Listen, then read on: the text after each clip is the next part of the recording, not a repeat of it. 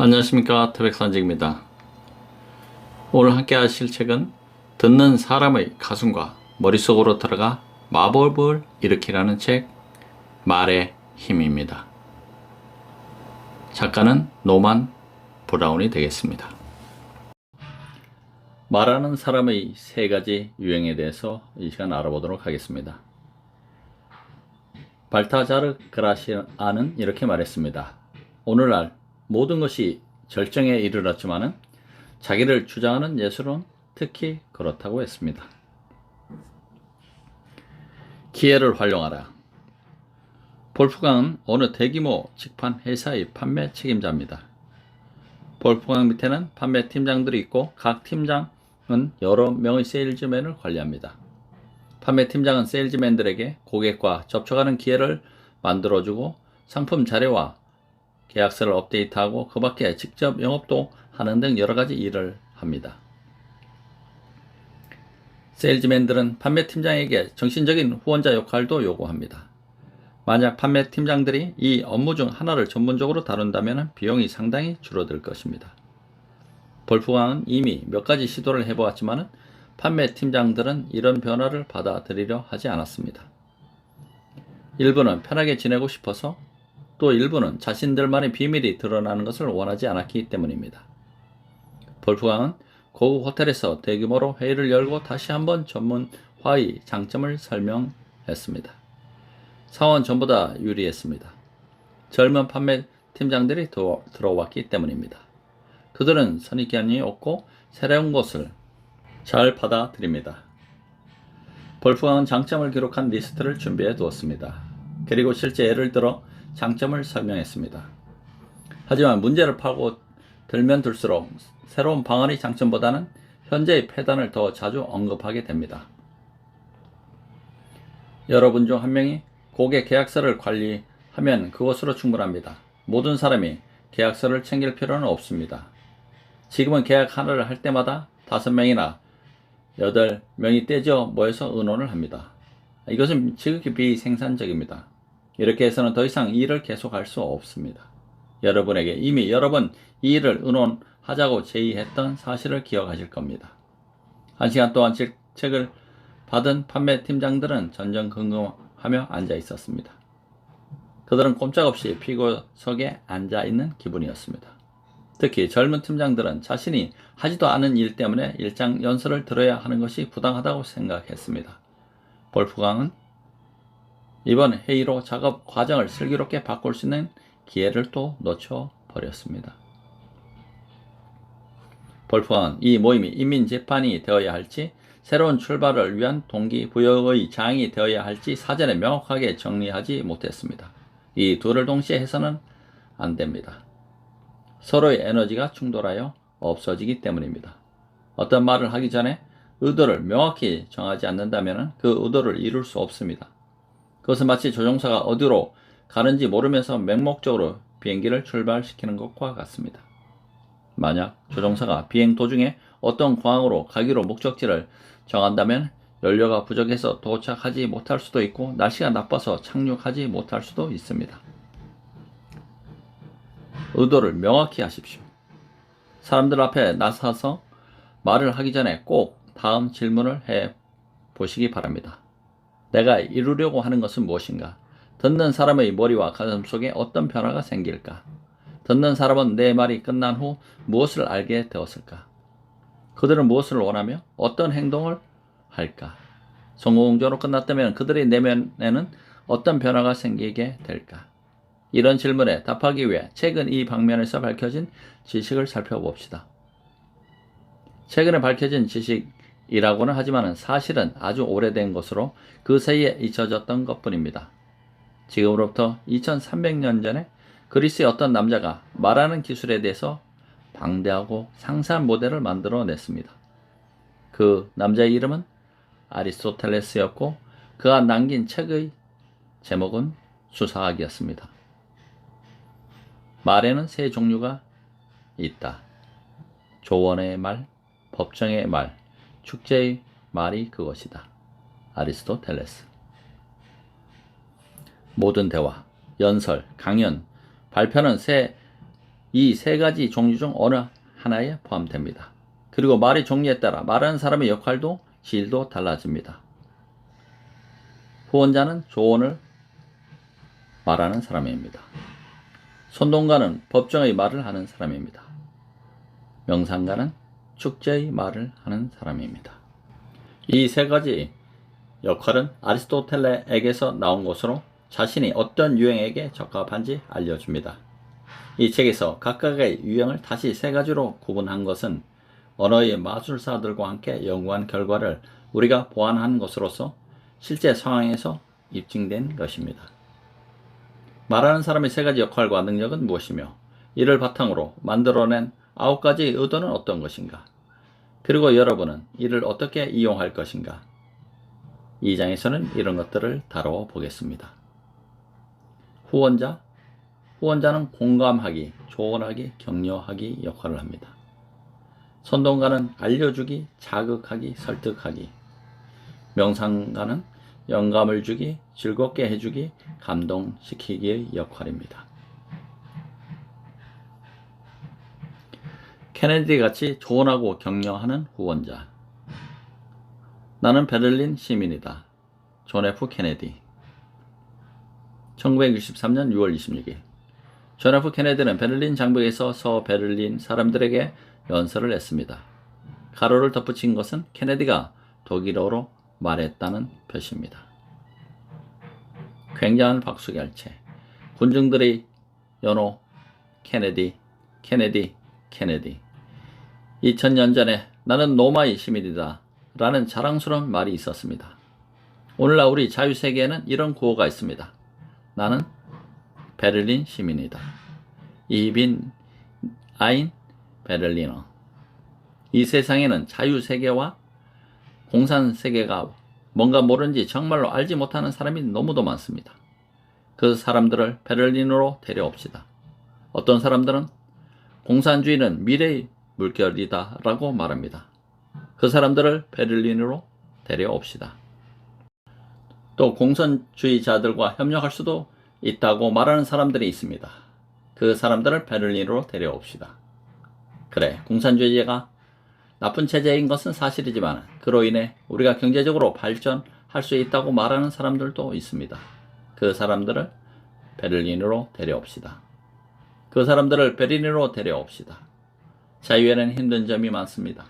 그리고 민주주의는 완벽하지 않습니다. 그러나 우리는 우리 국민이 도망치지 못하도록 가두어 두려고 장벽을 세울 필요는 없습니다. 모든 자유인은 어디에 살든 베를린 시민입니다. 따라서 나는 자유인으로서 자랑스럽게 말합니다. 나는 베를린 시민입니다. Ich bin ein Berliner. 이 책의 많은 부분은 존 F. 케네디의 연설을 연구한 결과 나온 것입니다. 그를 정치적으로 어떻게 인정하든 상관없이 그는 20세기 후반의 가장 중요한 연설가였습니다. 이 베를린 장벽에서의 연설이 그 이유를 명확히 보여줍니다.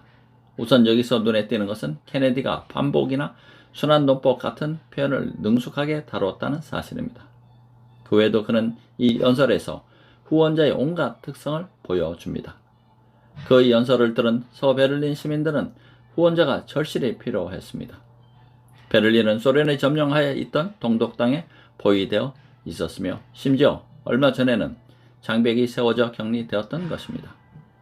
케네디는 자신이 그들의 생각에 공감한다는 사실을 보여주었고 이 상황을 헤쳐나가도록 조언을 해주고 끝까지 포기하지 말도록 격려해 주었습니다.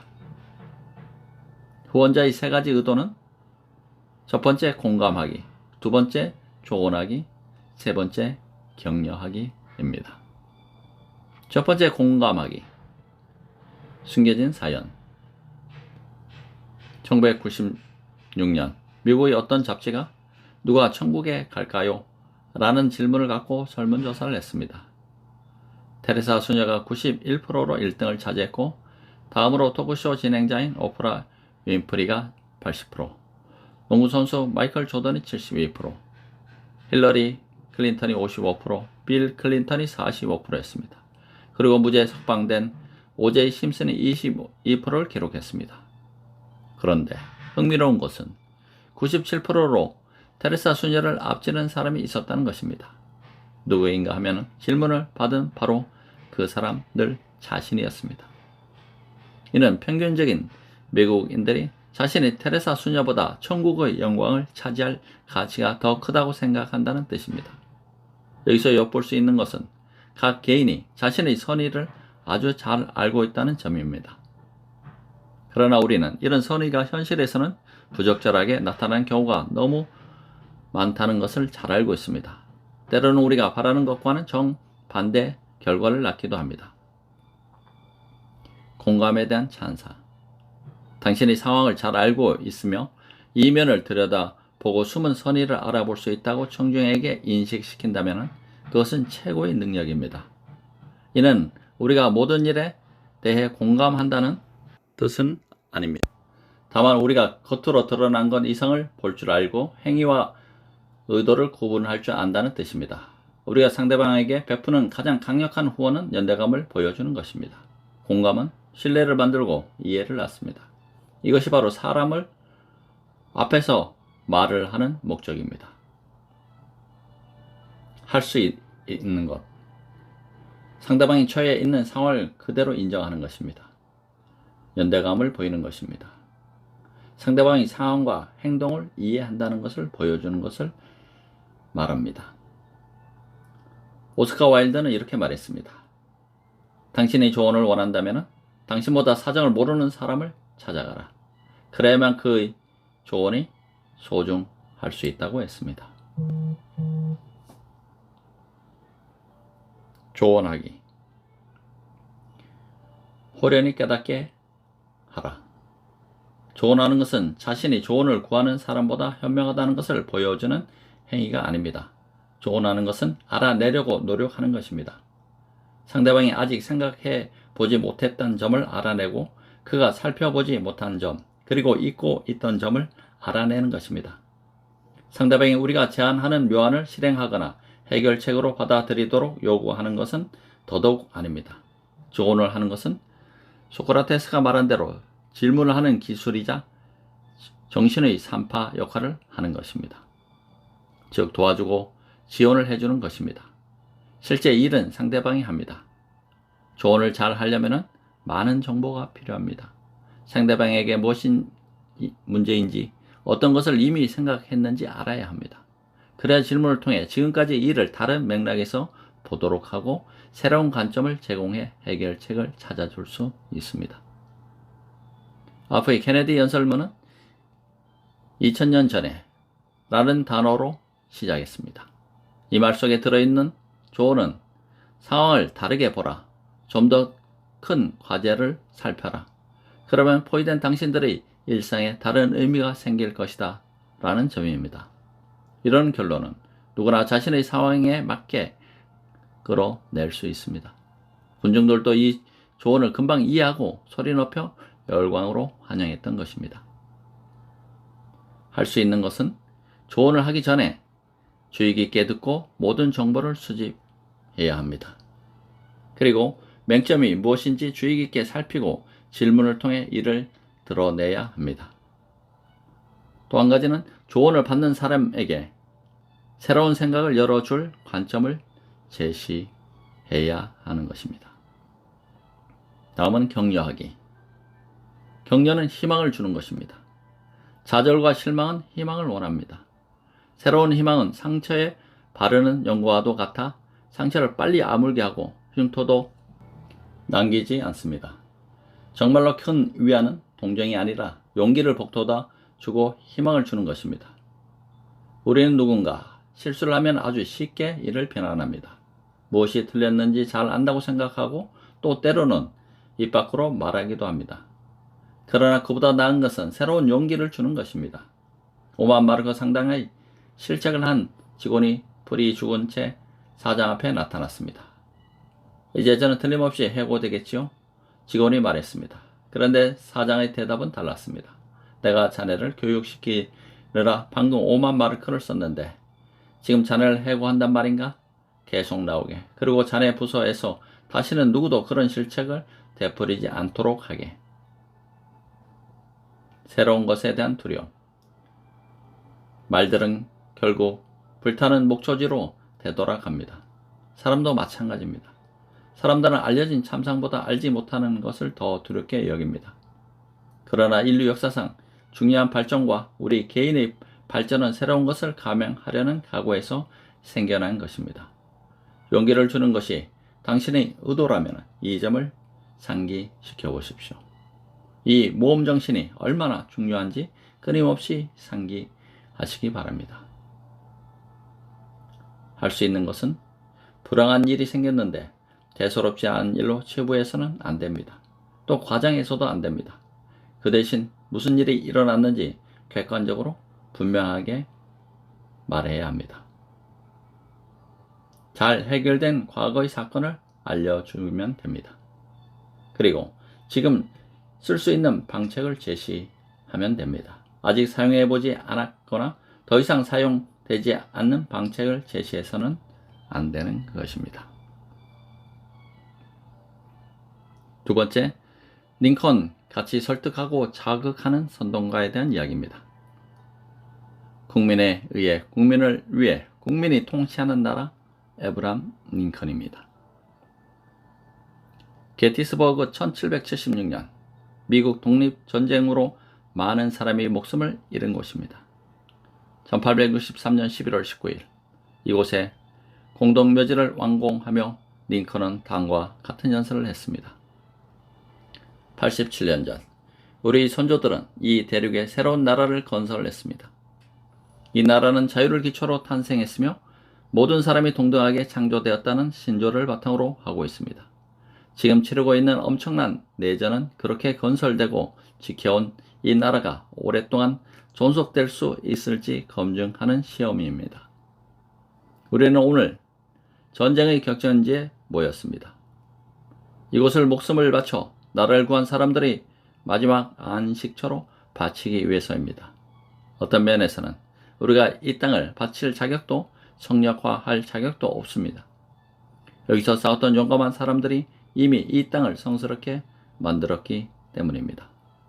세상 사람들은 우리가 여기서 어떤 말을 하든지 관심도 없고 분명 오랫동안 기억하지도 않을 것입니다.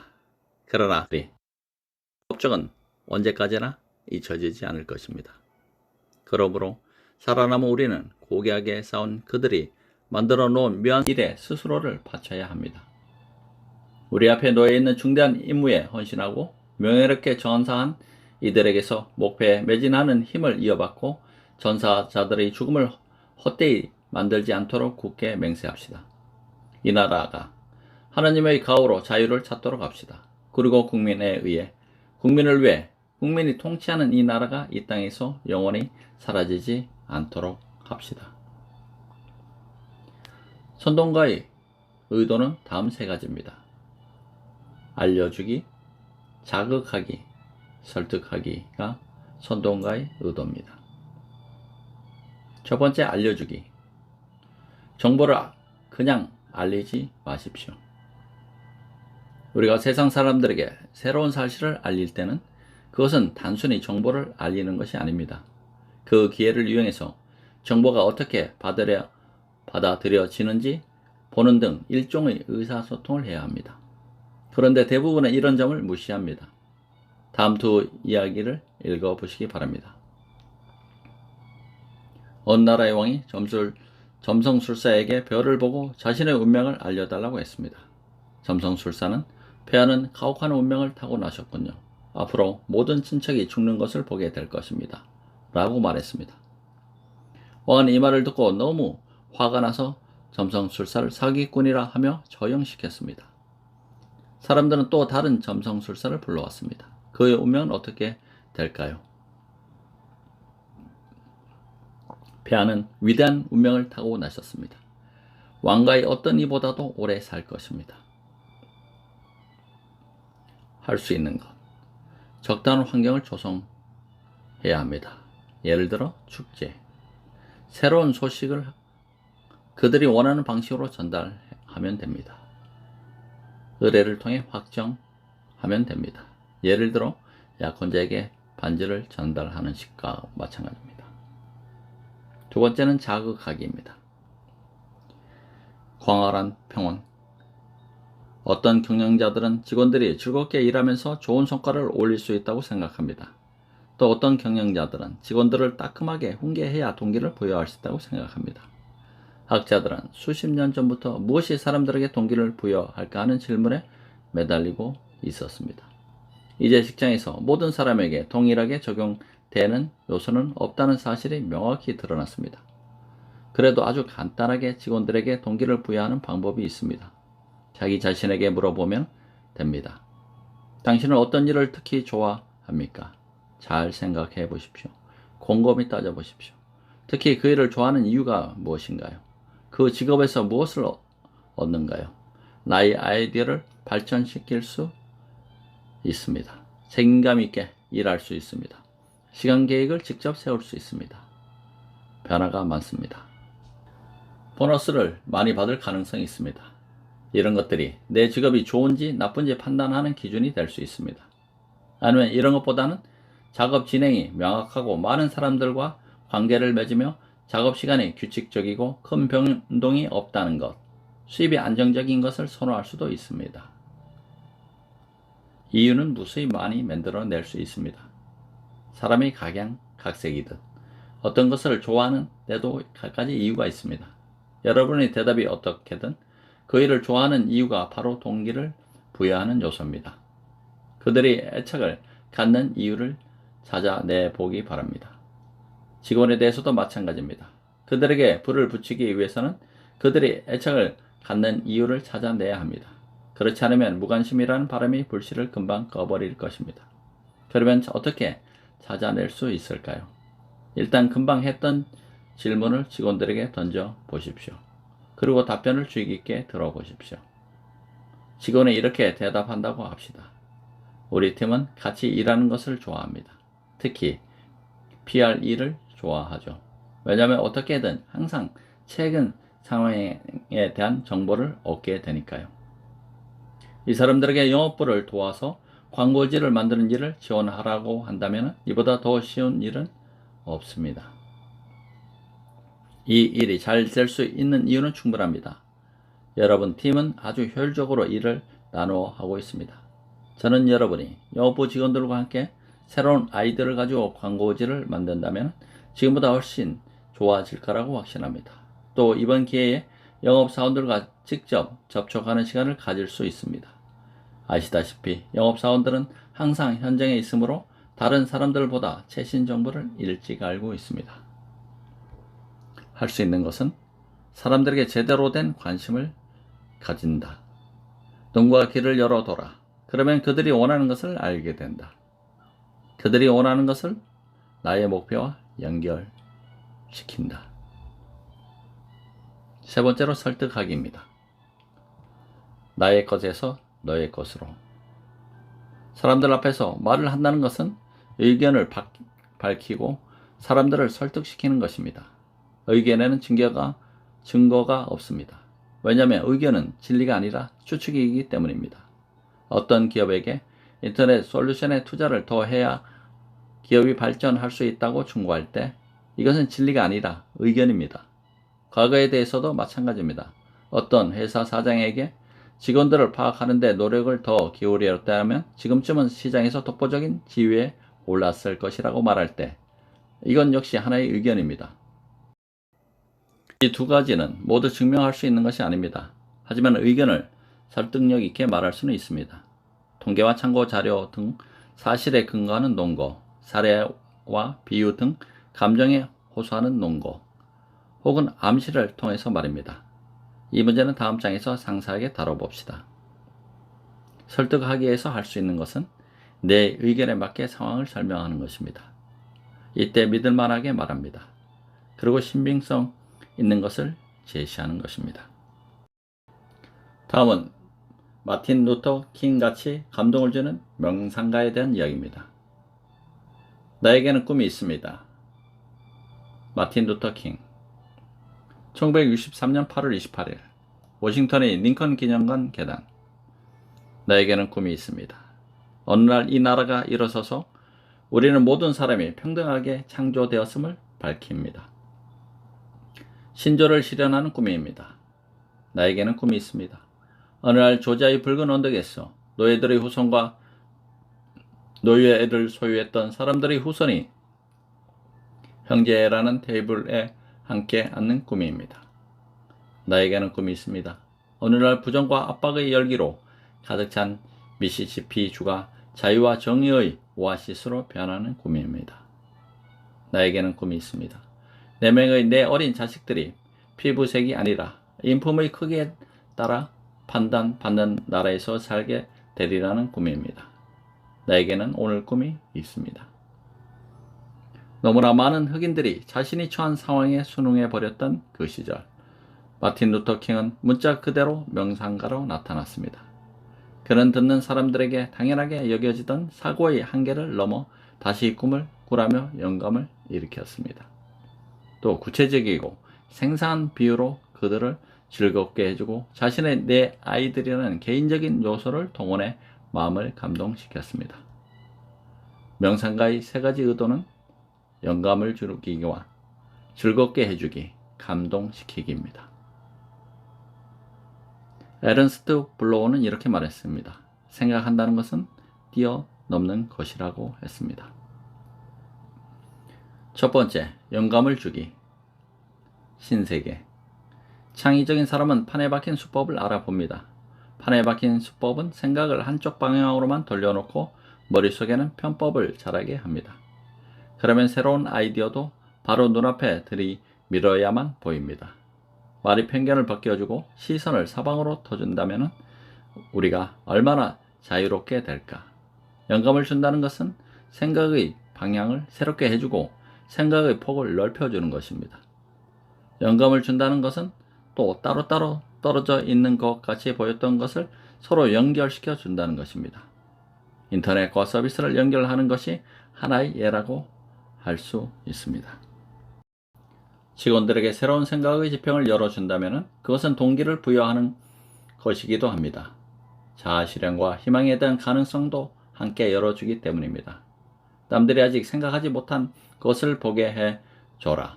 그리고 듣는 사람에게 가능한 큰 자유를 줘라. 케네디는 미국인을 달에 보내겠다는 영감으로 60년대 미국의 전대 미문의 경제 부흥을 일으켰습니다. 과학자들을 늦게까지 일하고 연구실에서 밤을 새기도 했습니다. 부인들은 식사와 잠옷을 날라다 주었습니다. 그런데 아무도 불평을 하지 않았습니다. 할 수 있는 것은 먼저 스스로 듣는 사람의 사고의 한계를 뛰어넘어라. 새로운 아이디어를 개발하라. 두 번째는 아이디어를 그림처럼 생생하게 설명하라. 세 번째는 듣는 사람들이 사용하지 않는 방법을 알려줘라는 것입니다. 존 F 케네디는 이렇게 말했습니다. 사람들을 웃게 만들어라. 그러면 벌써 그들의 마음을 사로잡은 것이다. 즐겁게 해주기. 꼭 필요한 양념. 보통 회사 책임자들은 사람을 즐겁게 하는 말하기를 그다지 중요하게 생각하지 않습니다. 혹은 그런 일은 아예 웃기는 재능이 더 많은 사람들에게 위임합니다. 사람을 즐겁게 하라는 것이 만인의 웃음거리가 되라는 뜻은 아닙니다. 듣는 사람이 마지막에 재밌었다고 하면 그들을 즐겁게 해준 것입니다. 듣는 사람들은 주제에 관한 내용보다는 이야기, 일화, 유머, 명언에서 즐거움을 얻습니다. 석가모니는 웃음이 해탈에 가장 가까운 경지라고 했습니다. 우리의 머리도 즐거움을 원합니다.